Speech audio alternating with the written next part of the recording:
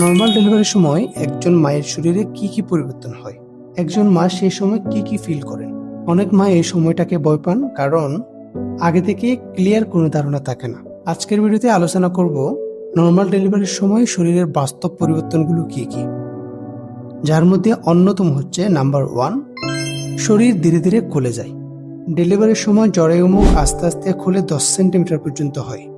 এই প্রক্রিয়াটার জন্য শরীর নিজে এই কাজের জন্য তৈরি হয়, তাই বলা যায় এটি একটি নর্মাল প্রসেস। নাম্বার 2, কিছুটা ছিঁড়ে যেতে পারে। গর্ভে থাকা বেবি যখন বের হবে ঠিক সে সময় নিচের অংশে হালকা ফাটল বা ছোট্ট একটি টিয়ার লাগতে পারে। কখনো কখনো ডাক্তার নিজেই ইচ্ছে করে একটু কেটে দিতে পারে, যাতে বড় ধরনের কোনো ক্ষতি না হয়।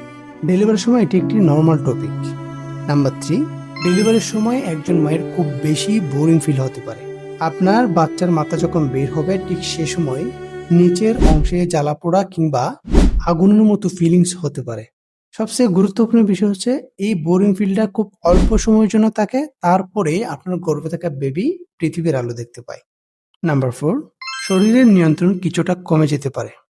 যেমন চাপ দেওয়ার সময় অনেক সময় না চাইলেও পায়খানা বের হয়ে যেতে পারে। এটি একটি নর্মাল টপিক, এতে লজ্জা পাওয়ার কোনো কারণ নেই এবং এটি খুব সাধারণ একটি মেডিকেল ইস্যু, যা মেডিকেল টিম যারা আছে যেমন নার্স, মিডওয়াইফ, ওরা এটি সামলিয়ে নেবে। নাম্বার 5, যদি ডেলিভারির সময় ছিঁড়ে যায় কিংবা অন্য কোনো সমস্যা থাকে, ডেলিভারির পরে যদি সেলাই দেওয়া হয় তখন ক্লান্তি ও টান লাগার মতো কিছু ফিল হতে পারে। সাধারণত ব্যথা কমানোর জন্য ডাক্তার অবশ্যই আপনাকে ডোজ কিংবা মেডিসিন দিবেন, এতে চিন্তার কোনো কারণ নেই। নাম্বার 6, ডেলিভারির পর প্রথম প্রস্রাবে একটু জ্বালা বা অস্বস্তি হতে পারে। ডাক্তারের অনুমতি থাকলে কুসুম গরম পানি ব্যবহার করলে কিছুটা আরাম পাওয়া যায়।